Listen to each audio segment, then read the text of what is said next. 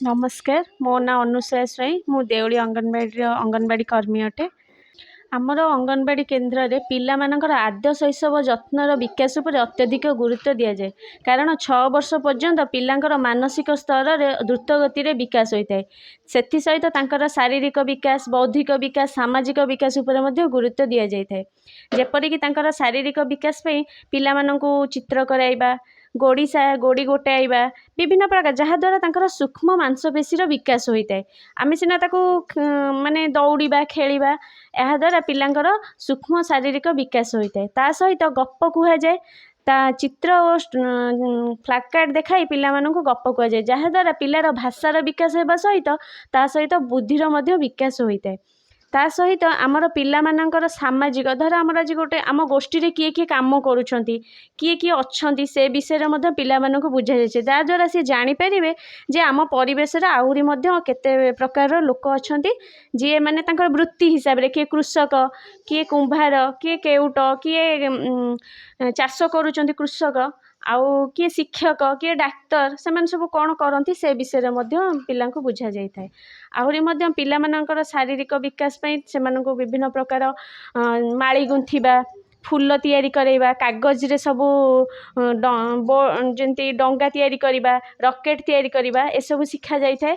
तांको हाथ रे जो चित्र करा जाय थाए कलर माध्यम रे पिला विभिन्न प्रकार रंगर धारणा मध्य दिया जाय थाए। आम परिवेश रे कि गछ अच्छंती पशु पक्षी अच्छंती जानवाहन ए सबु पिला माननकु सबु सिखा जाय थाए। आमे प्रत्येक अंगनवाड़ी रे जड़े कर्मी थांती आउ जड़े सहायिका थांती दुई जण यह परिचालना करती।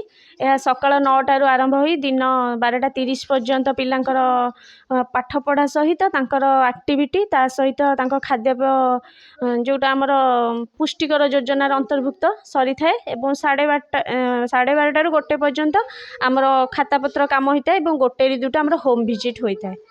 हाँ जेहेतु छोट पिला से माने एते समय रहिबा भी आम कही तो होनी किंतु तथापि भल हम पिलांक पई तांकर शारीरिक तांकर सब प्रकार विकास पई यह सहायक होता।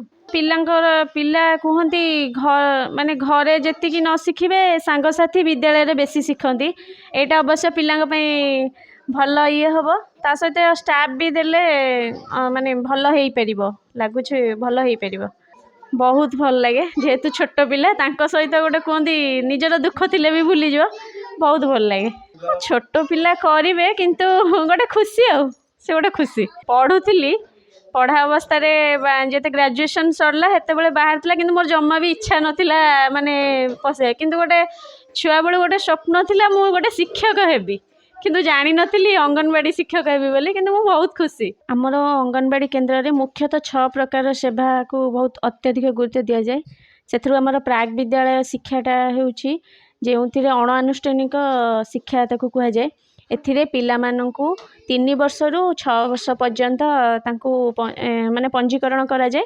एथिरे से माने सकाळ 9टारे आमर अंगनवाड़ी केन्द्र को आसीबे तांकू प्रथम प्रार्थना करा जिवो ता सहित तांकू सकाळ जळखिया दिया जाए 1.50 रे तांकू सकाळ जळखिया दिया जाए एवं सेटा आमर प्रतिदिन गोटे गोटे थाए। सोमवार जेमिति आमर बेसन लड्डू थाए मंगलवार दिन चूड़ा बादाम लड्डू एवं बुधवार दिन गजामुग सहित गुड़ दि जाए। सेहीपरि पुणी गुरुवार दिन आमर चूड़ा बादाम मुआ दि जाए शुक्रवार दिन बेसन लड्डू शनिवार दिन गजामुग चीनी दि जाए एवं 12टा बेलू पिला आमर हटकुक मिल बा गरम रंधा खाद्य खाती से मेनू हिसाब से खाद्य दि जाए। गोटे दिन सोमवार दिन भात और डालमा आउ अन्य 4टी बार भात तरकारी सहित सिझा अंडा गोटे लेखे दि जाए।